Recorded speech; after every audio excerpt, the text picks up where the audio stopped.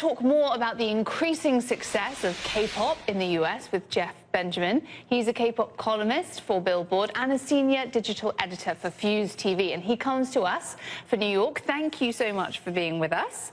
Thanks for having me. I understand you are a big K-pop fan yourself, so you're the perfect person to talk to us about just why this is significant, not just for K-pop fans, but generally in terms of culture and US music. Yeah, you know, this is a huge win for BTS, but this is also a huge win for global music at large.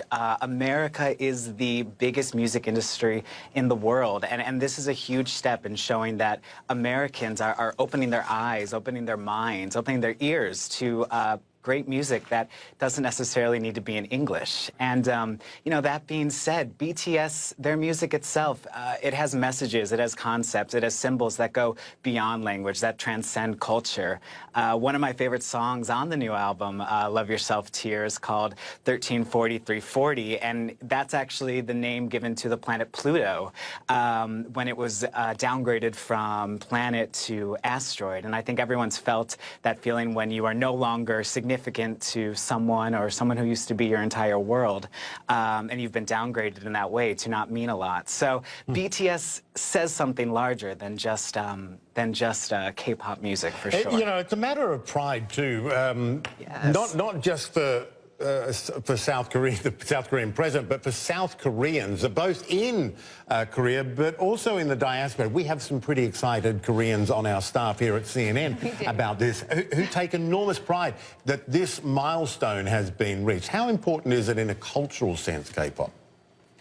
Yeah, you know, South Korea as a country in Asia, it's smaller compared to, you know, bigger countries like China or Japan. And I think there's, you know, even earlier in the program, there wasn't the greatest news coming out of South Korea. K-pop is the country's top cultural export. And to see something that is not only flourishing and so well, but is at one point now the largest album consumed in America for 1 week in the world, that's just a huge something to say that this small country can achieve so much and can, you know, go beyond just being one country amongst many countries, but a country that can shine amongst the other top countries in the world.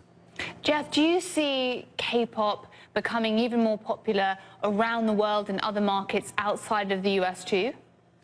Oh, well, you got to keep in mind that K-pop is really huge in lots of parts of the world. It's been the trend in Asia for a while now, but you see really high and really big concerts in Latin America and South America.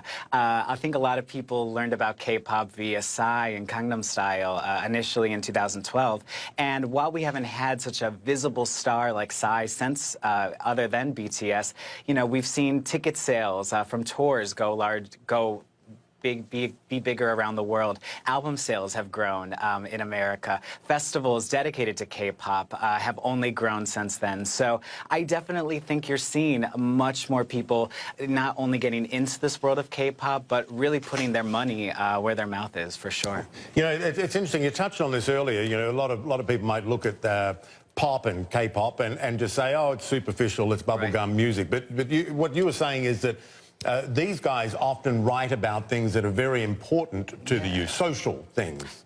Yes, 100%. And BTS has been really special in that way. I think a lot of times K-pop unfairly gets a tag that it's manufactured or that it's plastic. You know, BTS really is proving to be, you know, 100% the opposite of that. They write their own music, they produce their own music, and it's really set a new standard, I think, in the K-pop industry in particular, that, you know, sharing yourself, sharing your art, sharing what you go through.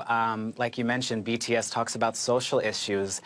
They talk about their own mental health. They talk about politics. These are things that aren't the most public-friendly topics, but they found a way to make it work and make it sound great and get so many more people to follow them, whether or not they speak Korean or whether or not they understand Korean culture. Jeff Benjamin, K-pop columnist for Billboard and senior digital editor for Fuse TV. Great to have you on for that chat. Appreciate it. Yes, hope you guys listen. Absolutely. We will, yes. I loved it. The been playing it all day. Yeah, I actually have been playing. Did you hear that earlier? I did. Yeah, I did. Sorry about that. It should have been on my headphones. Trying to work. Thanks, Jeff. Thank you. Hum a few bars.